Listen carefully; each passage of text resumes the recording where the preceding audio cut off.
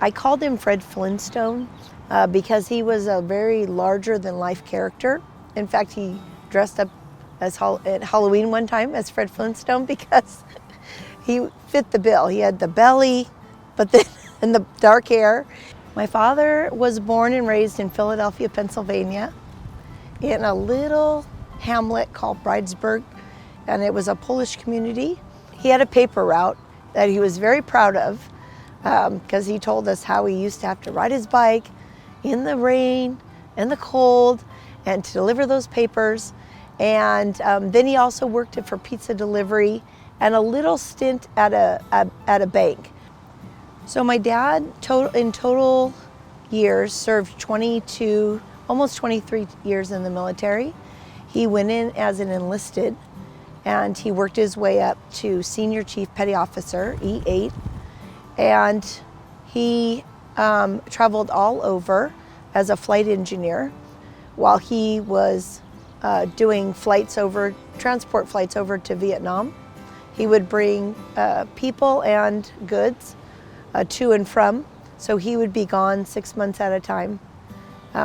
We didn't know as children where he was. I didn't even know about the Vietnam War being that young, but that was his role in it. One of the tours that he was in is the Philippines. He was a flight engineer and he would fly all over the world. One of his missions brought him to San Diego, California to get a plane serviced. And in that time that he was there, he met my mother. And he was at least there 3 weeks because they were engaged after 3 weeks of meeting. And then he flew home to the Philippines and finished his tour. And then they got married. After they got married, they went up to Oak Harbor, Washington, on an island called Whidbey Island. It's still a naval base. That's where I was born. He got accepted a position with another flight squadron in San Diego. And so he came back to San Diego. He was part of the helicopter squadron, and he did all the mechanical work on the helicopters and on the planes. And while he was there, he also ran the football and softball leagues for his squadron. My dad retired from the Navy in '75 and started working for Lockheed Aircraft. That required him to go overseas to a place called Jeddah, Saudi Arabia. It's right on the Red Sea. And there he worked for 3 years before coming back to the States. And what he did over there was an instructor for flight engineers. When he came back to the States, we were in Southern California, Ontario, California, because that's where Lockheed had a base. And he worked at human resources at that point. He got involved with the Elks Lodge and his passion for giving back to the community.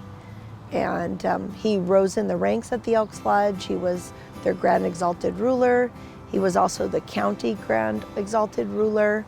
And I know that was a very big part of his life. My dad's passions were many.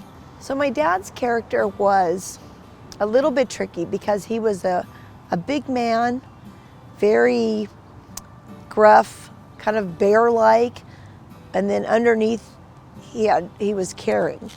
He also had a passion for the San Diego Chargers, and he was the season ticket holder from '78 until now, because I still have the tickets, but they're under his name. So he's still a season ticket holder, even today.